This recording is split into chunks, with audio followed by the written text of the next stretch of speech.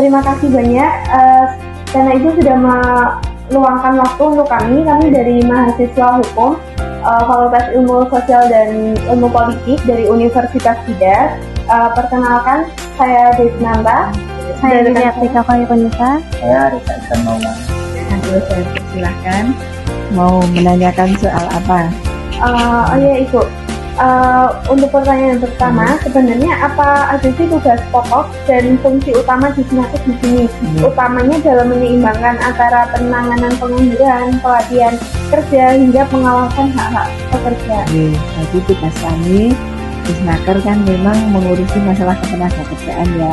Nah ini kami ada 2 bidang, namanya bidang HI hubungan industrial dan ada bidang penempatan tenaga kerja.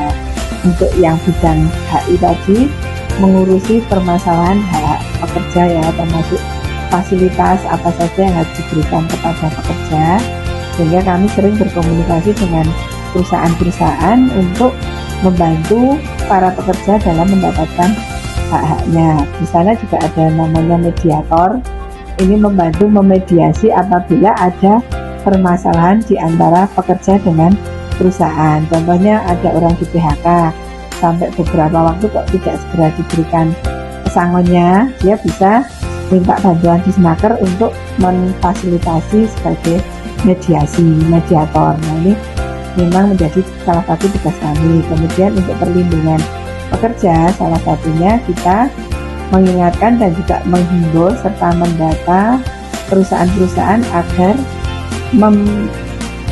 asuransikan tenaga kerjaannya di BPJS Ketenagakerjaan, sehingga pekerja itu mendapatkan hak-hak selain gaji, THR, bonus dan fasilitas juga perlindungan keselamatannya. Nah ini termasuk untuk pekerja rentan di Kota Magelang juga sudah dilindungi. Kemudian yang satunya bidang penempatan tenaga kerja, ini mereka melakukan kegiatan-kegiatan dalam rangka mengurangi pengangguran. Contohnya mencarikan informasi lowongan pekerjaan, untuk melatih bagi masyarakat yang mau bekerja maupun berwirausaha. Nah, untuk lowongan pekerjaan di sini sudah ada informasi melalui website Dinas Tenaga Kerja maupun yang kita berikan secara langsung lewat online dan offline. Nah, di sini juga hampir tiap minggu, tiap hari ada kegiatan interview dengan perusahaan-perusahaan. Jadi di lantai 2 di aula Disnaker hampir tiap minggu itu ada lowongan pekerjaan. Nah, kami tadi pagi ada dari PNM, kalau kemarin dari BTPN Syariah. Lalu yang kegiatan lain kita juga ada Disnaker Goes to School, Goes to Campus. Nah ini kita memberi informasi kepada murid-murid mahasiswa, karena memang kebanyakan yang data kami pengangguran itu kan lulus SMA, SMK dan mahasiswa ya, sehingga kami berikan informasi kepada mereka seluas-luasnya, termasuk memotivasi bagaimana bekerja yang baik, dari mulai membuat CV sampai nanti prosedur kalau orang mau cari pekerjaan itu seperti apa, termasuk kalau ingin kerja di luar negeri juga ada info-info magang-magang itu juga ada. Demikian juga di sini ada pelatihan ini ada yang berbasis kompetensi, ada yang pelatihan kewirausahaan. Kalau berbasis kompetensi itu nanti ada ujian kompetensinya, itu nanti dapat sertifikat dari BNSP. Nah, untuk yang latihan kewirausahaan biasanya mereka berlatih, setelah itu diajari bagaimana caranya menjadi wirausaha baru.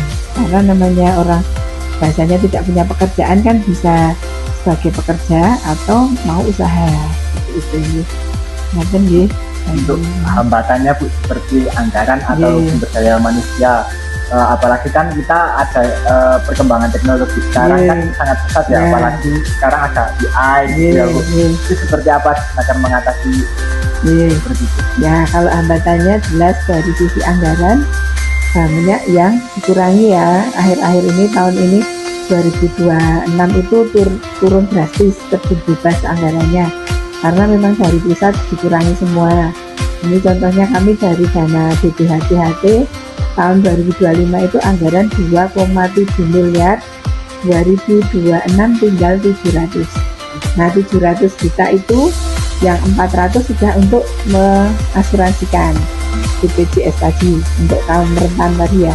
Nah sisanya 300 yang untuk pelatihan, artinya kan semakin sedikit ya, menipis ya. Nah kemudian ada kegiatan dari APBN. APBN itu juga melakukan pelatihan yang tadi uji kompetensi. Nah ini juga tahun ke tahun ini semakin dikurangi. Kalau dulu misalnya 4 kelas, sekarang tinggal 2 kelas, atau dulu 8 kelas, sekarang tinggal 4 kelas. Jadi karena efisiensi dari pusat ya.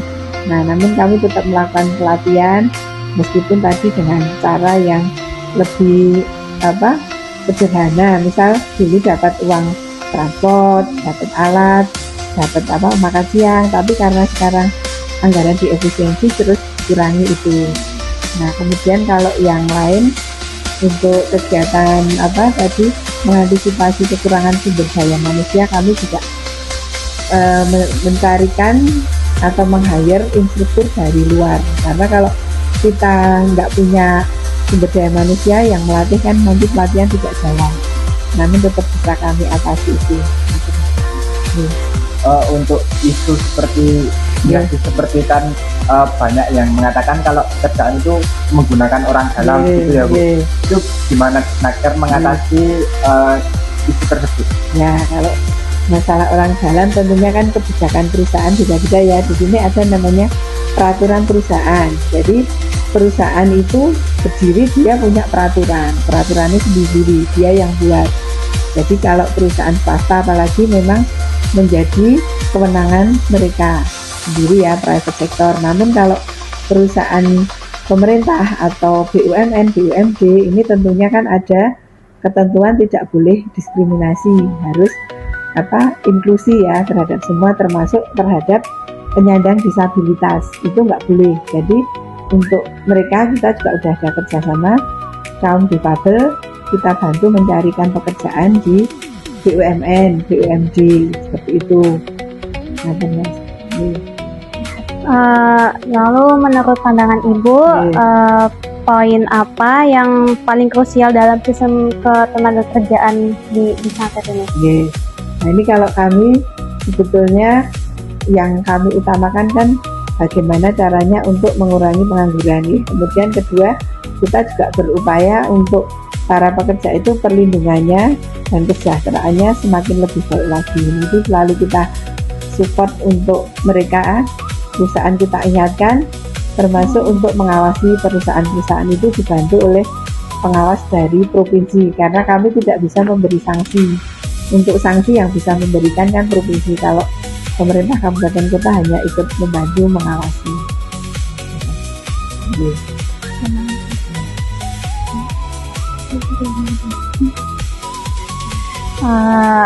Terima kasih banyak Ibu untuk pandangan Ibu, sangat berguna sekali untuk buat kita yang lagi riset akademik ini. Tadi banyak poin penting juga yang kita ketahui dari Ibu, informasi yang penting juga dari Ibu. Terima kasih banyak Ibu. Sama-sama, sukses ya Di semuanya. Terima kasih banyak Ibu. Sama-sama.